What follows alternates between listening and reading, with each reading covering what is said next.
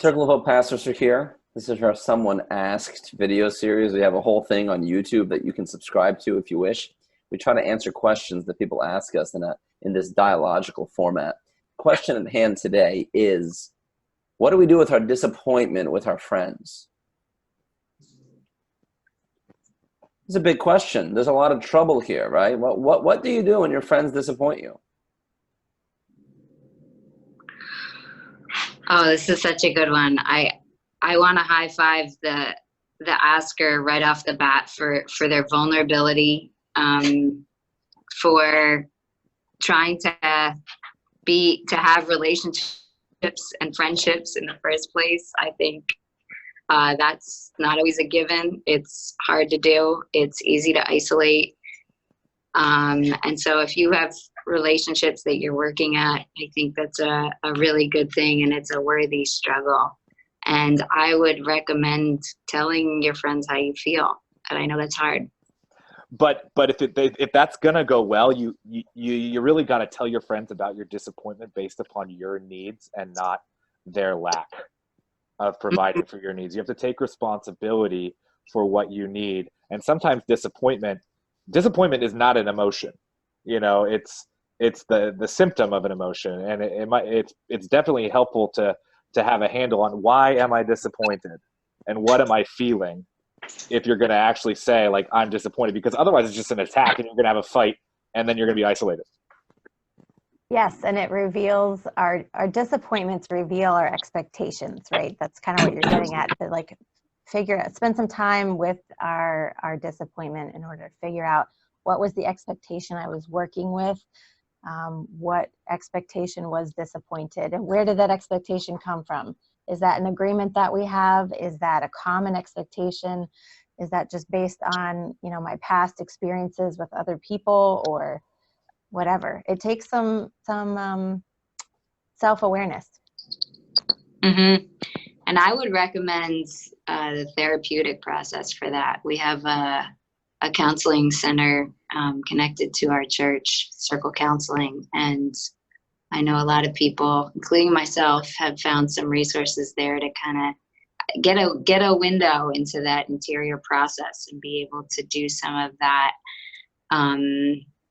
looking at myself before I bring my feelings to the relationship.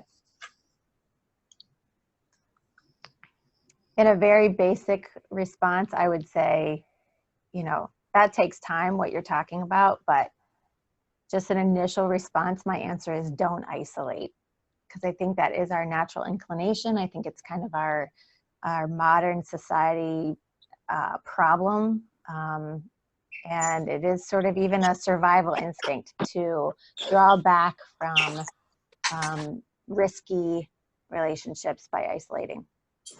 Or just lower your expectations into nothing. You might, to avoid suffering, just assume everybody's going to disappoint you, and so you don't have any high hopes for your relationships or expectations, because the people around you will invariably hurt you anyway. And so you kind of live in a low level way, or blame yourself, or withdraw in a way where you don't get to live in the vibrancy of intimacy. There's something better that we can have when we love each other, and the risk of loving each other is hurting each other. So you're opening yourself up to the possibility of disappointment. It's a risk to make relationships, and it's a risk to be in a church this intimate. Just want you to know that we can't keep you safe from the pain of unmet expectations, right? But I still think it's worth it. I still think it's worth it to give it a shot. What do you think? Well, and we have talk about giving it a shot, and our church, like, we have cells which are like, that's the main place to work that out. It's a place where we're all, essentially beggars trying to find the bread.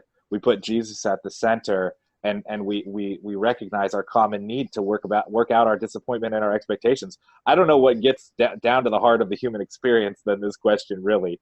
It's like, hey, how do I live in relationship? And our cells are places to practice that. And Jesus at the center of them gives an extra level of safety that is uncommon, and we experience that in ways that are sometimes hard to describe, but usually the stories illustrate very well that God's actually giving us more capacity than we thought we had to navigate these very tricky things inside of us and in between us. Yes, well said. And navigating these issues deepens your faith too, not just in each other, but in God, because you'll find as you relate to God and to Jesus in community and in your interior life, you may find a time where you feel disappointed with God. Philip Yancey wrote a book about this, and that's a real feeling that you can have and relate to God about. So I don't have much besides like Julie said, don't isolate. Keep relating. I think people want to get along, and they want to fulfill agreements, meet expectations, create community. Yeah. And we don't know how to do that unless we relate and connect and voice our struggles. Yeah, and it's really tempting though. One pitfall, especially when you're in a place where there is an agenda of loving each other, like in a cell or in Circle of Hope at large, any team that you're on, even at work, sometimes there are clear expectations of relating. It's really easy and common to want to externalize this process and make a rule. Johnny, you remember all our lore really well. What's our proverb about making a rule to solve a relationship problem? I think it's basically that. Yeah, that we like when Jesus said, "Let your yes be yes and let your no be no." He's saying don't swear. He's saying kind of value your personhood and value God in a way that doesn't make them a bargaining chip in your relationships. And you could turn that into a rule about, let's externalize this. I said yes, you said yes, and now it's I'm going to hold you to that. Even when you make an agreement, you could turn it into a law. You could turn it into something that's a punishable offense for breaking. Yeah. Right. Yeah. Go ahead. I'm saying too much. You go.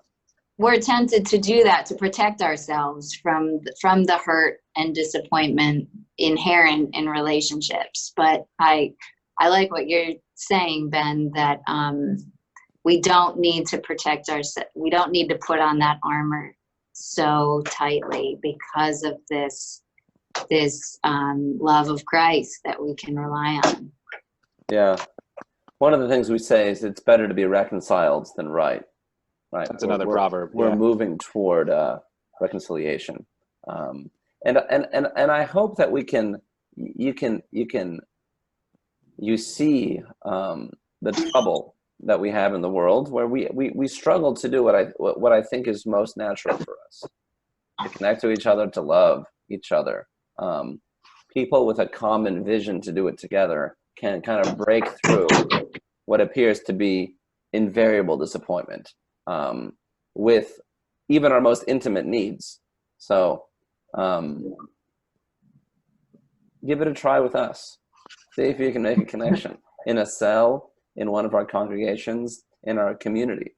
I know a lot of people are here because despite disappointment with relationships, there's a lot of fulfillment that happens right here in our body. So that's I can give Circle of Hope an endorsement for that. So thanks for listening. Thanks for connecting with us. I hope that if you know people that would appreciate something like this, that you would share it with them. We're not that concerned with our viewership numbers, but we hope that the people that need to see this do. So if you know them, send it their way. No, I want 10 million subs. Come on, let's go. 10 million subs. There's 10 million people that need to see this. There probably is. I think that's true. See you later. Bye.